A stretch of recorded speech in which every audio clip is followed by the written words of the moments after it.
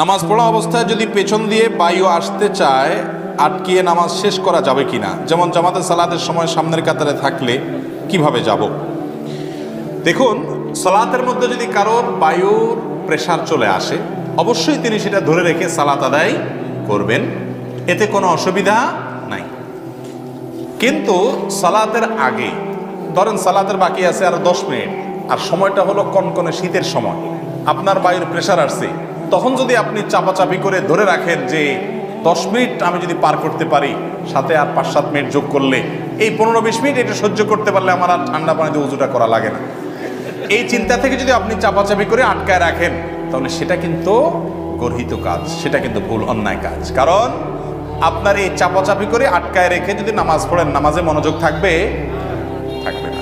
কারোর অসুস্থতা আছে, বয়স্ক মানুষ, পানি খুব ধারে কাছে নাই, এই মুহূর্তে নামাজ না পড়লে অসুবিধা হয়ে যাবে, এরকম এক্সক্লুসিভ ভিন্ন কিছু থাকলে, এক্সট্রা কিছু থাকলে ভিন্ন কথা। সচরাচর এই শীতের সময় আমরা অনেকে চাপাচাপি করে ওযু ধরে রাখি, অনেকে আবার এটা নিয়ে বাহাদুরি দেখায়, আজ জোহরের সময় ওযু করছি আমি, ওইটা দিয়ে কি পার করে দিছি, এশা পার করে দিছি।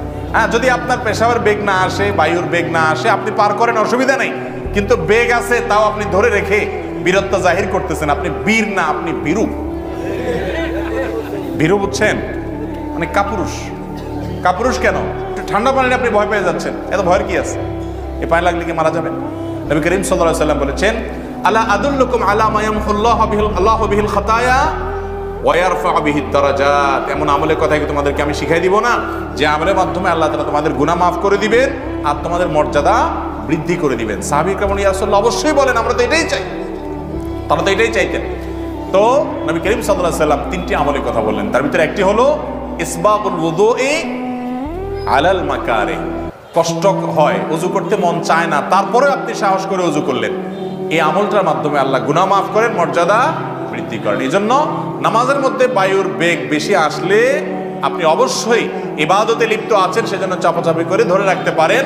কিন্তু নামাজের বাইরে আপনার আর 5, 10, 15, 20 মিনিট আছে নামাজের, মাগরিবের পরে এখন পেশাবের বেগ আসছে, তারপর আপনি ধরে রাখছেন যে না, এশা ছাড়া করা যাবে না, এশাটা শেষ হয়ে গেলে আমি যাই শান্তি মতো ছেড়ে দেব, তাহলে আপনি নামাজটাকে মনোযোগের সাথে আদায় করলেন না, এই জন্য সেটা দোষণীয়।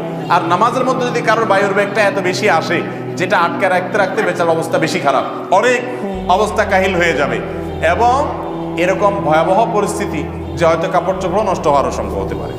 এরকম যদি হয় তাহলে তার জন্য ওইটা ছেড়ে দেওয়া কি হবে না, গুনাহ হবে না, জায়েজ হবে ইনশাআল্লাহ।